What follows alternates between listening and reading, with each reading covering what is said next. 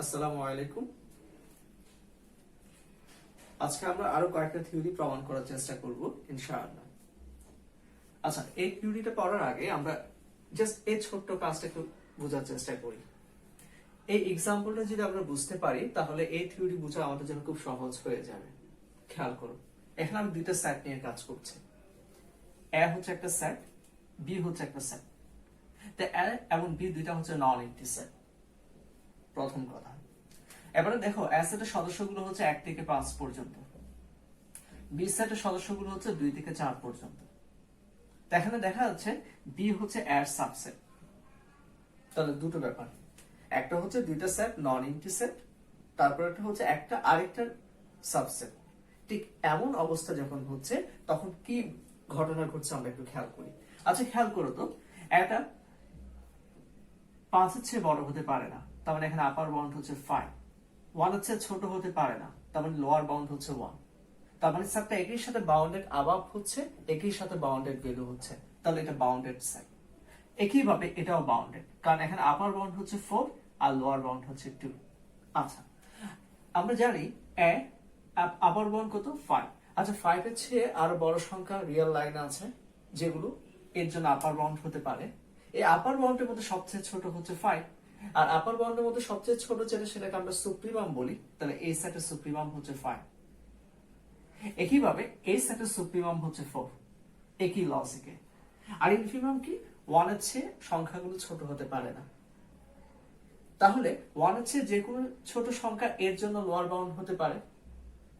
এই lower bound গুলোর মধ্যে সবচেয়ে বড় হচ্ছে 1, এই কারণে এই সেটের ইনফিমাম হচ্ছে 1। একই লজিকে এই সেটের ইনফিমাম হচ্ছে 2। আচ্ছা, এবারে খেয়াল করি তো, এই সংখ্যাগুলোকে যদি আমি একটু সাজিয়ে দেখি, এখানে 1 2 4 5। 1 কাছে ছোট, 2 এর চেয়ে, 2 কাছে ছোট, 4 এর চেয়ে, 4 কাছে ছোট, 5 এর চেয়ে। আচ্ছা, 1টা কি ছিল? কার মান ছিল? Infimum A. তাহলে ইনফিমাম এ। 2 কার মান ছিল? Infimum B. 4 supremum B. 5 supremum A. অর্থাৎ কি দেখা যাচ্ছে? ইনফিমাম এ ইনফিমাম বি এর চেয়ে ছোট হচ্ছে, আর সুপ্রিমাম বি সুপ্রিমাম এ এর চেয়ে ছোট হচ্ছে।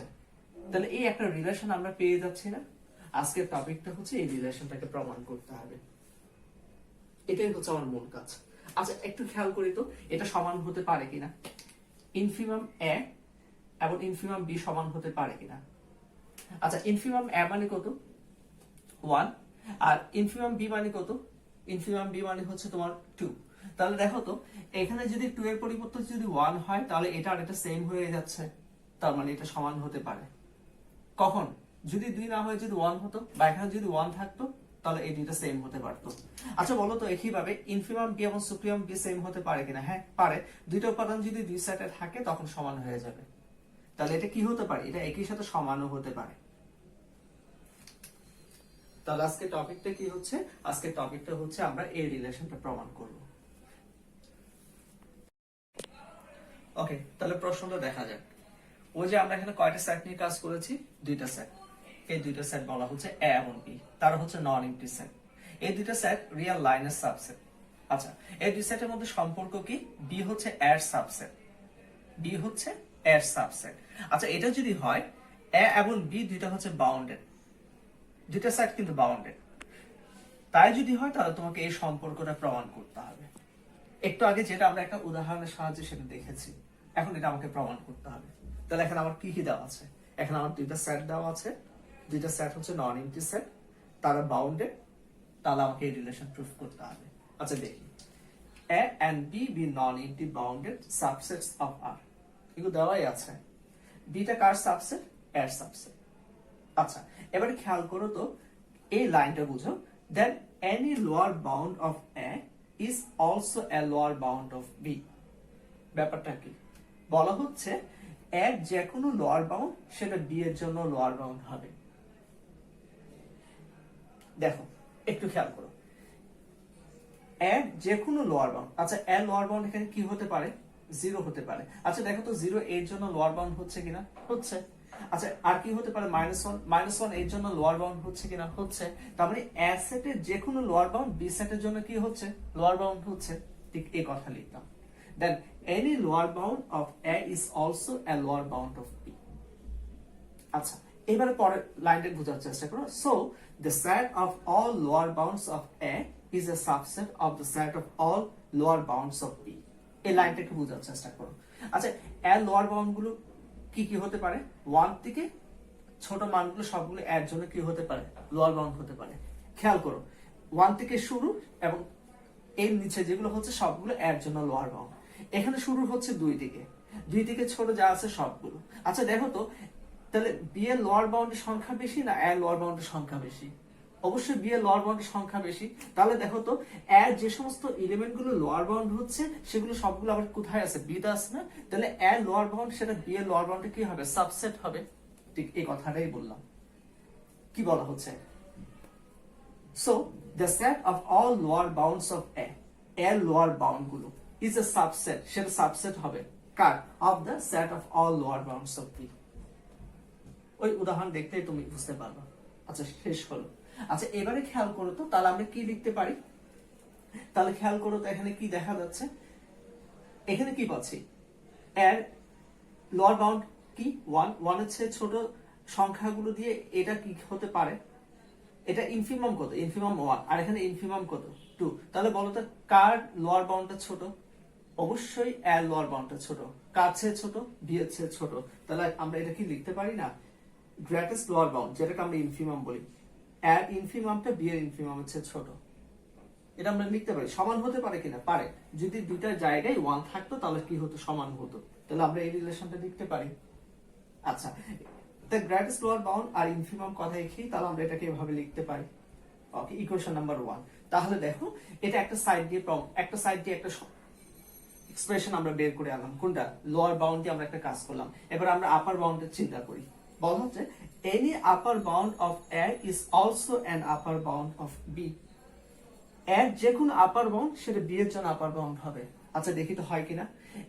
দেখো তো, এর আপার বাউন্ড কি? 5 এর চেয়ে বড় সংখ্যা আছে কিনা? আছে। 6, 7, 8 এই সংখ্যাগুলো দিয়ে এগুলো কি হতে পারে? এ সেট আপার বাউন্ড হতে পারে। তাহলে এ সেট আপার বাউন্ড গুলো শুরু হচ্ছে 5 থেকে শুরু করে পরের সংখ্যাগুলো। আচ্ছা, এবারে খেয়াল করতো, এ সেট আপার বাউন্ড শুরু হচ্ছে কত থেকে? 4 থেকে। তাহলে দেখো তো, সংখ্যা এখানে বেশি না এখানে বেশি? অবশ্যই এখানে বেশি। তাহলে দেখো তো, এই আপার বাউন্ড গুলো এর সাবসেট হচ্ছে। ঠিক এই কথাই বলছি, any upper bound of A. তাহলে এর আপার বাউন্ড গুলো সেটা কি হতে পারে? Is also an upper bound of B. আচ্ছা, এবারে খেয়াল করতো, আপার বাউন্ড কোনটা ছোট? এটা ছোট না এটা ছোট? এটা ছোট। তাহলে কি এই আপার বাউন্ডের মধ্যে সবচেয়ে যেটা ছোট সেটাকে আমরা কি বলি? সুপ্রিমাম। আর এখানে সুপ্রিমাম কত? 5। তাহলে সুপ্রিমাম কারটা বড় হচ্ছে? ছোট হচ্ছে? বি এরটা। কারটা বড় হচ্ছে? এরটা। তাহলে আমরা কি এটা বলতে পারি না? Supremum B is less than or equal supremum A. Equal কখন হবে? ইকুয়াল হবে যদি দুইটা মান সেম এখানে থাকতো, তখন ইকুয়াল হবে। তাহলে দেখো, দুইটা অংশ আমরা বের করলাম। একটা হচ্ছে লোয়ার বাউন্ড দিয়ে, আরেকটা হচ্ছে আপার বাউন্ড দিয়ে। দুইটা অংশ হলো। ওকে, তাহলে আমরা দুইটা এক্সপ্রেশন অলরেডি আমরা বের করে আনলাম। এখন আমরা আরেকটা এক্সপ্রেশন বের করব। সেটা কি? এই সেট থেকে বের করব। সেটা কেমন? আমরা সুপ্রিমাম আর ইনফিমামের ডেফিনিশনটা ইউজ করব। সুপ্রিমাম কি ছিল? দেখো তো, সেটের উপাদানগুলোকে কি দিয়ে প্রকাশ করি? এক্স দিয়ে প্রকাশ করি। আপার বাউন্ড কত? 4। তার মানে কি? সেটের সদস্যগুলো 4 কে ক্রস করতে পারে না। তার মানে হয় 4 এর সমান হবে অথবা তার চেয়ে ছোট হবে। আমরা জানি যে উপাদান এখানে আপার বাউন্ড হচ্ছে সেটা তার সুপ্রিমাম হচ্ছে। তার মানে কি এক্স টা অবশ্যই 4 এর সমান হবে অথবা কি হবে? ছোট হবে। তাহলে সুপ্রিমামের ডেফিনিশন আমরা কি লিখছি? By definition of infimum and supremum we have. আমরা জানি সেটের উপাদানগুলো একটা নির্দিষ্ট সংখ্যার চেয়ে বড় হতে পারে না, হয় তার সমান হবে অথবা তার চেয়ে কি হবে? ছোট হবে। তাহলে এটা আমরা বাই ডেফিনিশন লিখলাম।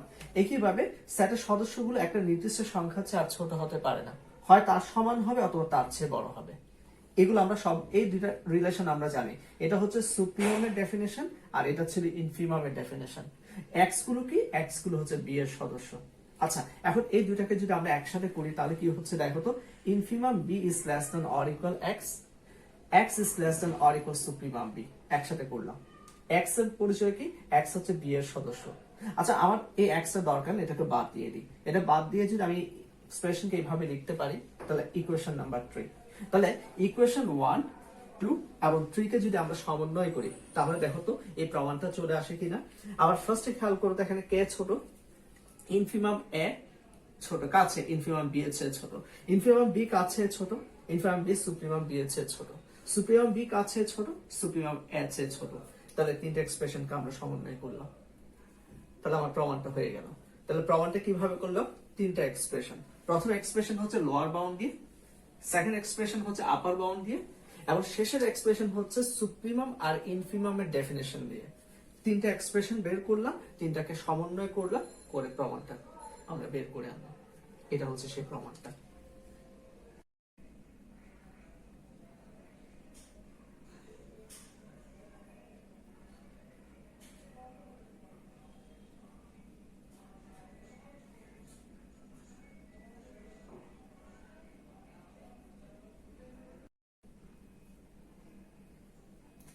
আচ্ছা, এখন যে প্রমাণটা করতে হবে, এখানে খেয়াল করো, এখানে দুইটা সেটের কথা বলা হচ্ছে, এ এবং বি। তো দুইটা সেটই হচ্ছে বাউন্ডেড, আর দুইটা সেটের সদস্যগুলো হচ্ছে নন নেগেটিভ রিয়েল নাম্বারস। তাহলে আমরা জানি দুইটা সেট যখন বাউন্ডেড হয় তখন তার সুপ্রিমাম থাকে। তাহলে যেহেতু দুইটা সেটের কথা বলা হচ্ছে, দুইটাই বাউন্ডেড, তাহলে দুইটারে কি আছে? সুপ্রিমাম আছে। আচ্ছা, সেই দুইটা সেট কি? এ এবং বি। তারা কি? তারা হচ্ছে বাউন্ডেড, এবং তাদের সদস্যগুলো কেমন? Non negative real numbers. তাহলে কি থাকবে? এর সুপ্রিমাম থাকবে, বি এর সুপ্রিমাম থাকবে, এর সুপ্রিমাম, বি এর সুপ্রিমাম। আচ্ছা, কি প্রমাণ করতে হবে? বলা হচ্ছে এই দুইটার গুণফল, এই দুইটার গুণফল সেটা কি? এবি। তাহলে এবি সদস্য কারা?